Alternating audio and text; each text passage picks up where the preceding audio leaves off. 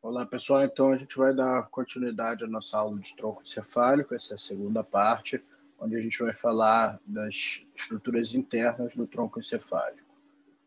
Então, a gente já mencionou na primeira parte a morfologia externa, essa segunda parte da aula vai se dedicar somente à morfologia interna, ou melhor dizendo, à organização da substância cinzenta interna do tronco encefálico. A gente mencionou na aula passada que o bulbo externamente, essa imagem mostra bem, ele se assemelha muito com a medula espinal, do ponto de vista de morfologia externa, né, sendo só mais dilatado, e daí o nome dele. Mas internamente a gente já mencionou que ele é bem diferente, ele não tem aquele H medular, substância cinzenta mais interna, agrupada e contínua por todo o bulbo, como a gente vê na medula espinal. A gente já vai ver núcleos, que são aqueles aglomerados ali de corpos neuronais separados uns dos outros por substância branca, né? Então é assim que a gente vai observar a morfologia interna aqui do tronco encefálico, né? Por todo ele a gente vai ver, ou pelo menos pela maior parte da porção, a gente vai ver esses núcleos aqui de substância cinzenta envoltos ou separados por substância branca. Essa substância branca ela é predominantemente composta pelos tratos ascendentes e descendentes da medula espinal, tratos que estão vindo do encéfalo para o cerebelo, do cerebelo para a medula espinal. Então, são vários tratos ali que estão se formando, né? vários feixes de comunicação entre substância cinzenta de diferentes regiões. O tronco encefálico, por estar ali na base do crânio e ser o único ponto de conexão da medula espinal mais inferior, do cerebelo mais posterior e do cérebro mais superior, todas as informações que circulam por esses três importantes órgãos passam obrigatoriamente pelo tronco encefálico. Então, realmente, a gente tem bastante substância branca ali e alguma substância cinzenta agrupada nesses núcleos. Tá? Esses núcleos de substância cinzenta do tronco encefálico, a gente vai chamar de núcleos próprios do tronco encefálico, ou substância cinzenta própria do tronco encefálico, e uma outra parte, um outro grupo de núcleos, a gente vai chamar de núcleos homólogos do tronco encefálico, ou substância cinzenta homóloga do tronco encefálico. Por que essa diferenciação? Porque essa substância cinzenta homóloga, ela é homóloga, como o nome já diz, aos nervos cranianos que têm origem no tronco encefálico. Então, a gente já estudou que a maior parte, né, 10 dos 12 pares de nervos cranianos têm origem no tronco encefálico. A gente já estudou que os nervos são conjuntos de projeções dos neurônios, cujo corpo neuronal vai estar protegido no sistema nervoso central.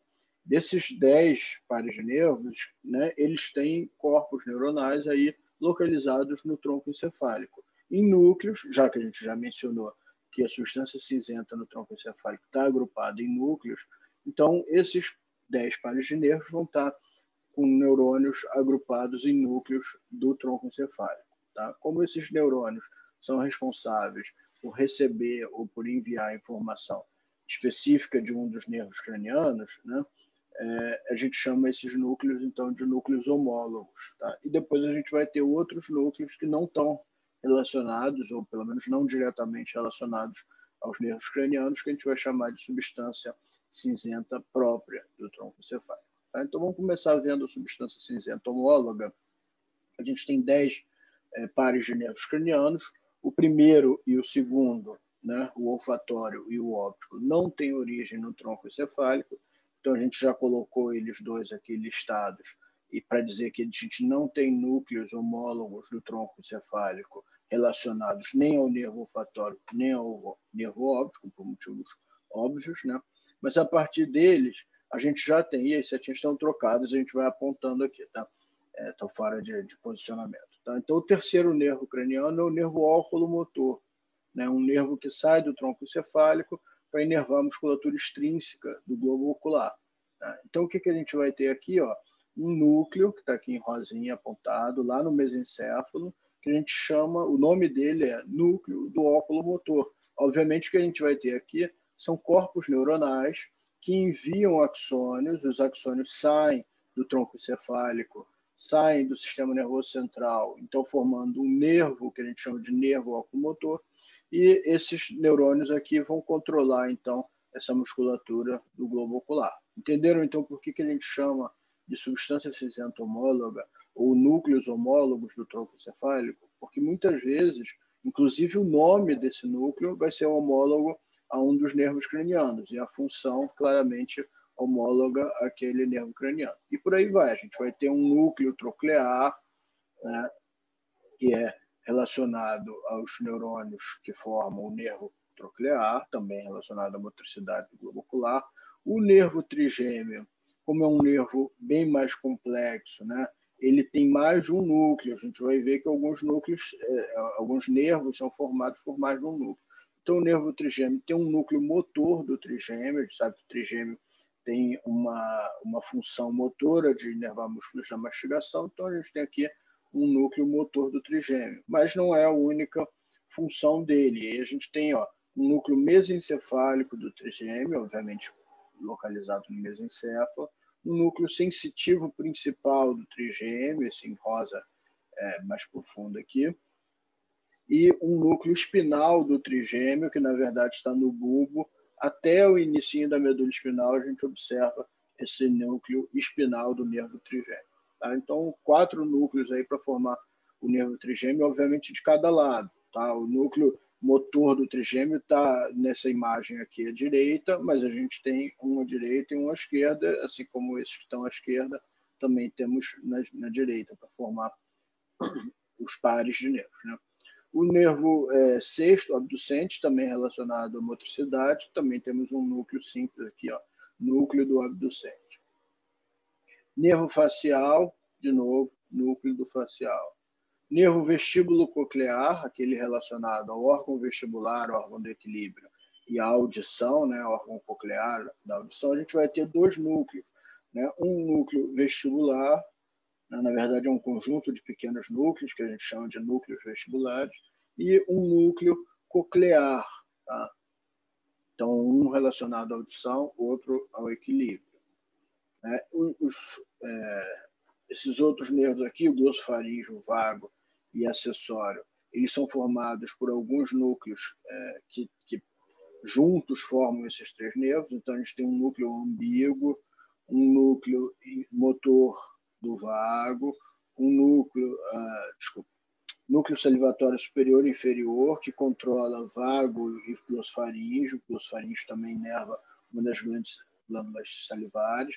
Núcleo umbigo, relacionado também ao vago, acessório e glossofaríngeo. Núcleo motor do vago, esse, embora o nome seja do vago, é relacionado ao vago e acessório. E o núcleo do trato solitário, né, que é um principal núcleo aí das vias viscerais, também relacionado ao nervo vago e acessório. Tá? Então, esses 4 conjuntos aqui de núcleos vão formar esses 3 núcleos. Mas o nome não é homólogo ao nervo. Às vezes a gente tem nomes que não são homólogos aos nervos, mas a função é destinada àqueles nervos cranianos, por isso é considerado núcleo homólogo. Tá? E, por fim, o 12º nervo craniano, o nervo hipoglosso, tem um núcleo do hipoglosso. E assim a gente observa aqui uma série de núcleos localizados no tronco encefálico com funções relacionadas às funções dos nervos cranianos, tá? Ou funções sensitivas ou funções motoras, né? Assim como esses nervos podem ser sensitivos, motores ou mistos. Aí, quando é misto, geralmente a gente acaba tendo 2 núcleos para formação, 2 ou mais núcleos para formação de um dos nervos. Tá? Aqui a gente vê de novo uma imagem que a gente já viu para lembrar da iminência, né, da formação desses 10 pares de nervos cranianos a partir do tronco encefálico, justificando então a presença desses núcleos. Tá? Uma outra parte da substância cinzenta do tronco encefálico é aquela que não está diretamente relacionada à formação dos nervos cranianos. É aquela, então, que a gente chama de substância cinzenta própria do tronco encefálico ou núcleos próprios do tronco encefálico.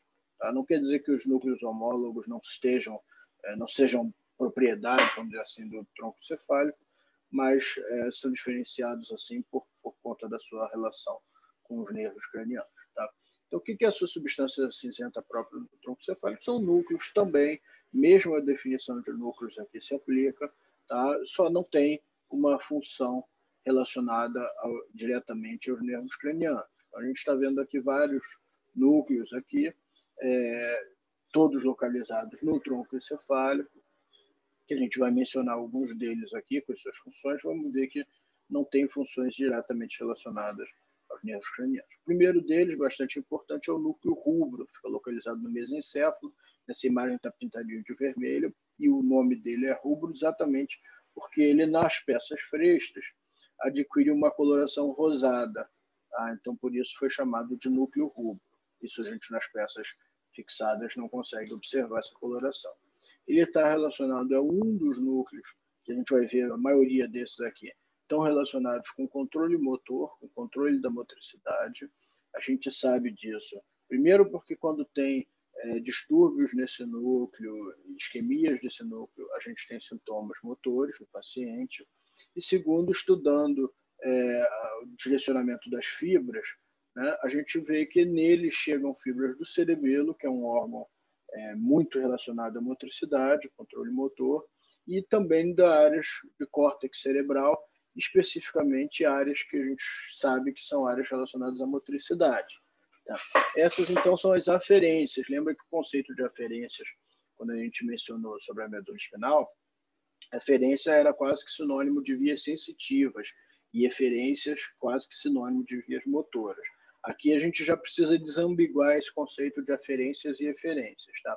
Aferências, então, se eu estou falando do núcleo rubro, as aferências são as regiões que enviam informações para o núcleo rubro, ou de onde estão chegando informações para o núcleo rubro. Essas são as aferências. Tá?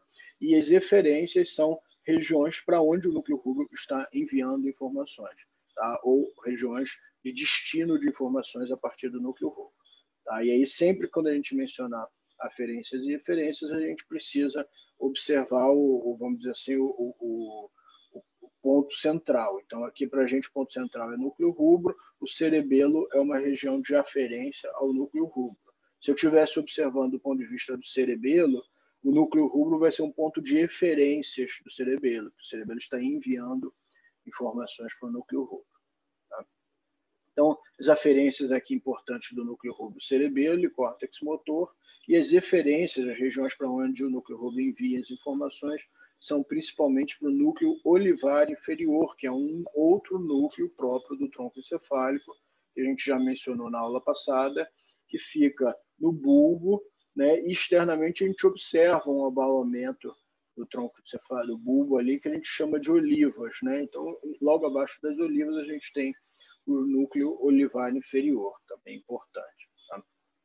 Bom, a partir do núcleo rubro começa um trato importante que a gente chama de trato rubro-espinal. A gente mencionou esse trato na aula de medula espinal, porque ele é um trato descendente, logo relacionado à motricidade, que começa no núcleo rubro e se destina à medula espinal, fazendo sinapse aqui no núcleo olivar inferior.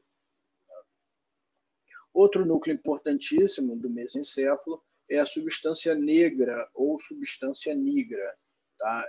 Embora a gente chame de substância, ela é essencialmente um núcleo, né, formado por neurônios que são pigmentados por um metabólito da dopamina. Então, são vias dopaminérgicas, esses neurônios aqui usam muito a dopamina como neurotransmissor, e a dopamina, eventualmente, é metabolizada em melanina, o mesmo pigmento que a gente tem na pele, alguns têm mais, outros têm menos, né? A gente tem esse pigmento sendo formado a partir da dopamina, especificamente nessa substância, por isso ela fica mais enegrecida nas peças, e é chamada, então, de substância negra ou substância nigra. Tá? Nigra do latim significa a mesma coisa. Tá? Tanto as aferências quanto eferências da substância negra, quer dizer, tanto as entradas quanto as saídas da substância, saídas de fibras da substância negra vão se dar pelo corpo estriado, que é um dos núcleos da base, a gente vai ver daqui a algumas aulas, mas que a gente sabe que tem funções também motoras, por isso a gente já se adianta aqui para dizer a substância negra também é um núcleo envolvido no controle motor, no controle da motricidade. ela envia principalmente fibras para o tálamo, e do tálamo essas fibras vão para o córtex cerebral, e envia também fibras para o colículo superior, aqui com um erro de grafia, né? Colículo superior, que a gente já mencionou na aula passada, está envolvido com a visão. Mas o controle da motricidade envolvido com visão? Sim, porque a substância negra acaba fazendo parte de um circuito importante de controle motor do globo ocular. Tá? Então, eventualmente, a gente precisa controlar a motricidade do globo ocular para associar ao nosso acompanhamento de objetos que passam na nossa frente, etc. Próximo núcleo, né, um conjunto de núcleos que a gente vai observar são os núcleos contínuos. Esses, sim, são no plural, porque são vários núcleos, pequenos núcleos localizados no interior da ponte. A ponte, essencialmente, é um órgão de substância branca, né, é uma ponte de união importante com o cerebelo, de onde saem os principais pedúnculos cerebelares, ou a principal massa dos pedúnculos cerebelares vem a partir da ponte. Então, a gente observa muita substância branca, realmente na região da ponte.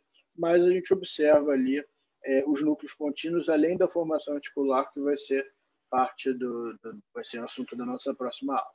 Tá? Então, esses núcleos contínuos aqui são vários, pequenos, né, separados, mas que a gente estuda em conjunto, que recebe fibras da região motora do córtex cerebral, tá? E envia fibras para o cerebelo. Então, fazem parte de um trato extremamente importante que a gente vai mencionar na aula de cerebelo, que é um trato córtico-pontínuo. Tá? Na verdade, esse trato aqui tem córtico para a ponte, para o cerebelo, e eventualmente ele vai voltar essa informação para o córtex, fazendo um sistema de checagem de informações motoras. Então, esses núcleos contínuos, mais uma vez, fazem parte do controle motor, fazem parte dos controles, dos circuitos de controle motor. Próximos núcleos aqui que a gente vai mencionar, a gente já comentou um pouco sobre eles, são os núcleos olivares inferiores, ficam localizados no bulbo, logo abaixo da oliva, né, inclusive formam a oliva externamente, recebem informações ou recebem aferências do núcleo rubro, como a gente já mencionou, e envia informações para a medula espinal. Tá? Então, aquele trato rubro-espinal, na verdade, tem uma parada aqui com sinapses no núcleo olivar inferior. Tá? Ele também recebe informações da medula espinal e envia algumas fibras para o cerebelo através do pedúnculo cerebelar inferior.